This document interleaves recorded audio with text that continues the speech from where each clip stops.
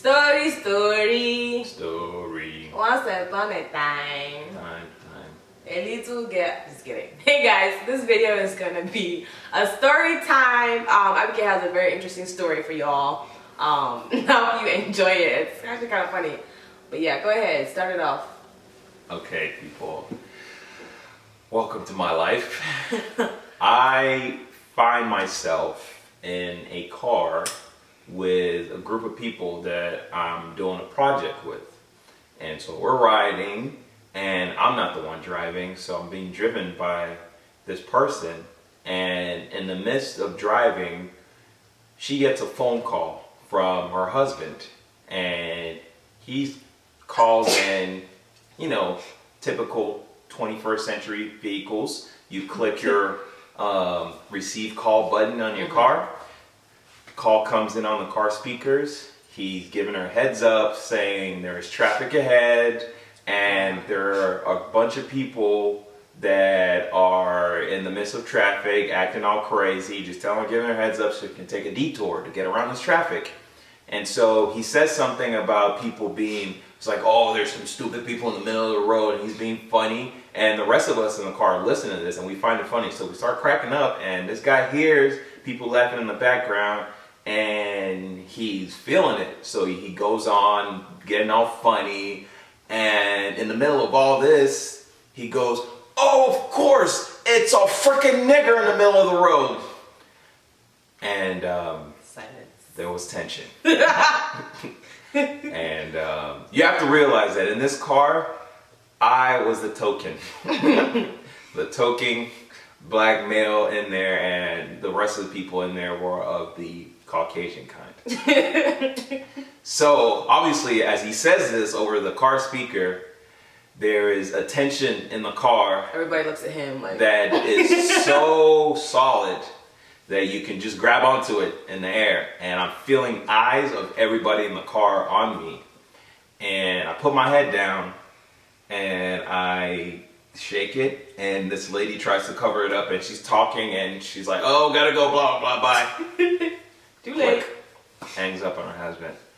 And I realized that we have about an hour left in this trip. So I couldn't make it awkward for an hour. So I just pretended like nothing went on, and we rode, got to our destination, did what we had to do, went our separate ways.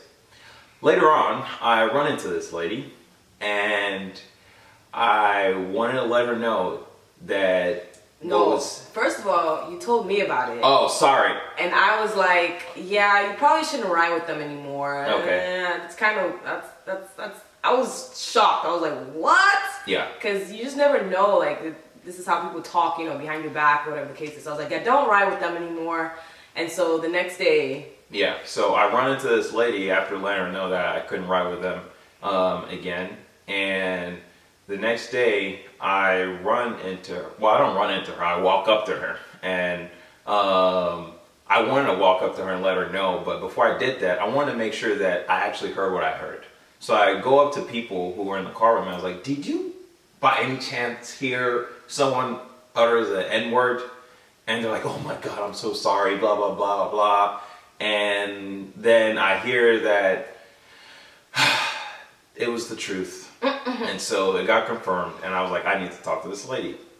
So I go up to her, and the sad part about this whole thing is typically you should be enraged by something like that, realizing that this is how the perception of you is. But in order to keep the peace and not validate a stereotype, I had to be very calculated in my approach to this situation. So I thought that maybe the best way forward is not to act as the enraged black male, but to act as the hurt black male, because I was both. And so I go up to her and I let her know that, hey, look, what was said in the car was really hurtful, and I'm saddened because you're a nice person and I've not had any issues with you.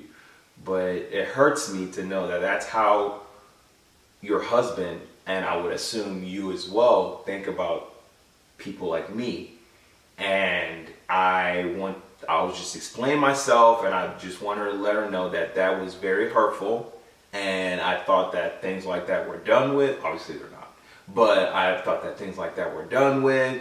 And in the middle of this, she breaks down crying, and then I'm in trouble again because now I'm making a lady cry, and there's an awkward turtle. Awkward balloon. Oh, sorry. Is it a balloon? but that goes on, and so I have to start like consoling her, telling her it's okay, and she explains to me how she went off on her husband for saying stuff like that, and that doesn't care, that she was like, she didn't care whether it was just them or it was to a group of people, that she was really, really sorry, and how that is not the way they normally are, that he was just stressed from the whole situation in the traffic, and a whole bunch of excuses that went on and on about how she really, really likes black people and they don't think like that of us, and blah, blah, blah, blah, blah, blah, blah, blah, blah. And that went on, and she hoped that we could get past that. Obviously, I'm not going to hold a grudge against this lady.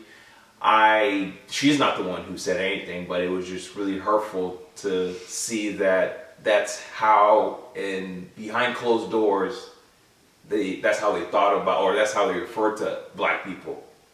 Thirdly, or did I say secondly already? Whatever the thing was.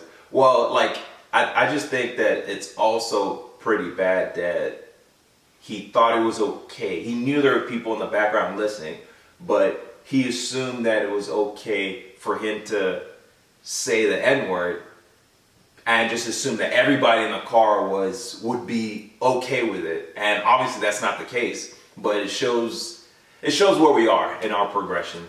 And one thing, the guy did end up calling him and apologized, for using that word and things like that.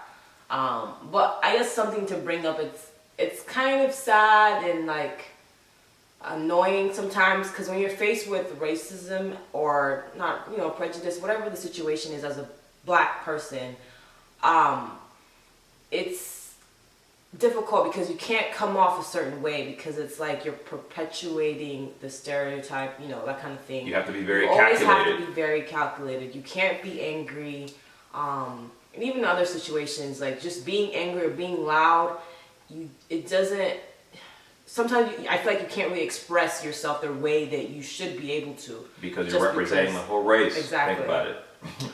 Exactly. Especially when you're in an environment where you are one of the only, minorities, black, whatever. It's always like you're representing your whole race, even though it shouldn't be like that. But for a lot of these people, you might be the first black friend that they've ever had, or the first, smart black person they've encountered. Like, anyways, whatever. Wow. Someone feels very strongly about this. No, I'm just saying. But yeah, that's the story.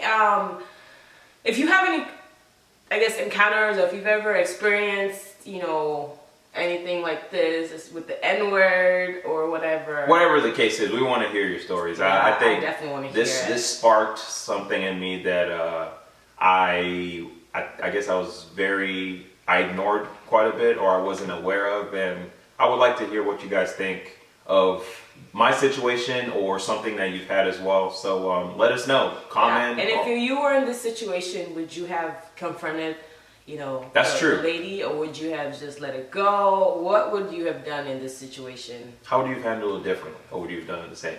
Yeah. But yeah, let us know. This is quite interesting. I just thought I should share. Alrighty, well that's it for story time. We'll probably do another one of these soon. I think I have a story I might want to share with y'all. Alright, and probably less serious, more funny. Okay. Because it started out funny and then it just went into like really serious. But yeah, anyways, thanks for watching, guys. See y'all later. Bye.